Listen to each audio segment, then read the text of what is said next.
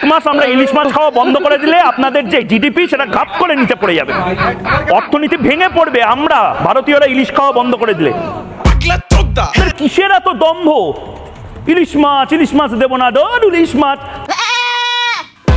শালাই পাগলা চোদা আবাল মার্কা সংবাদ মাধ্যম ও সাংবাদিক বাংলাদেশের বিরুদ্ধে যত নেগেটিভলি সংবাদ প্রচার করতে পারে ততই ওদের টিআরপি বাড়ে। আমরা ডায়মন্ড হারবারের ইলিশ খাবো, আমরা দীঘার ইলিশ খাবো, আমরা গুজরাটের ইলিশ খাবো, মুম্বাইয়ের ইলিশ খাবো, কিন্তু এই পদ্মার ইলিশ খাবো না যাতে হিন্দুর রক্ত লেগে আছে। তুই খাইস না তাতে কার কি বাল ছেড়া যাবে?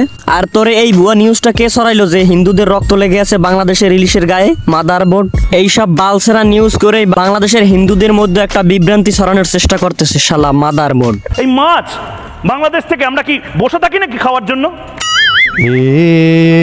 কি হুয়া হুকা হুয়া দিনে এক মাস আমরা ইলিশ মাছ খাওয়া বন্ধ করে দিলে আপনাদের যে জিডিপি সেটা ঘাপ করে নিচে পড়ে যাবে। আমি তোর বাইরে মাইরা ফেলাবো। সবচেয়ে বড় ধস নামবে ভারতীয়রা যদি ইলিশ মাছ না খায়।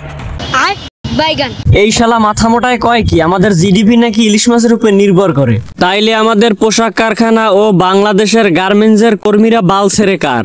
বাংলাদেশের জেলেরা ইলিশ পায় 3 মাস, বাংলাদেশে ইলিশ বেচা কিনা হয় 3 মাস, তাহলে 9 মাস বাংলাদেশের মানুষ কিভাবে চলে বাংলাদেশের জিডিপি যদি ইলিশ থেকেই হয়?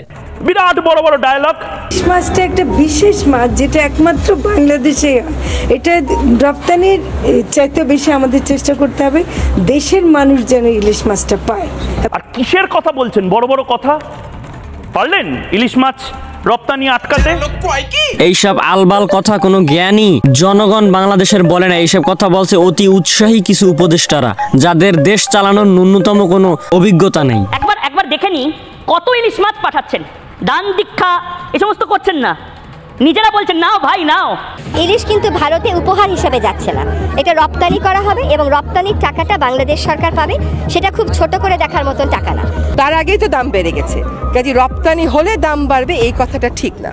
ওপস ম্যাডাম, এখন কি সত্য কথাটা বলতে কি বাধ্য হইলেন নাকি? বুঝলাম না। এতদিন খালি প্রোপাগান্ডা ছড়াইতেন যে বাংলাদেশ থেকে ইলিশ যদি রপ্তানি করা হয় তাইলে নাকি ইলিশের দাম বেড়ে যাবে, বাংলাদেশের জনগণ ইলিশ খাবে, তো এখন কেন খাওয়াচ্ছেন না? এখন কেন রপ্তানি করতেছেন? আর এখন কেন বড় বড় ডায়লগ ছড়াচ্ছেন? বাংলাদেশ থেকে ইলিশ রপ্তানি করলে ইলিশের দাম বাড়া এবং কমা নিয়ে কোনো বিষয় না, কারণ বাংলাদেশে এমনিতেই ইলিশের দাম অনেক বাড়তি।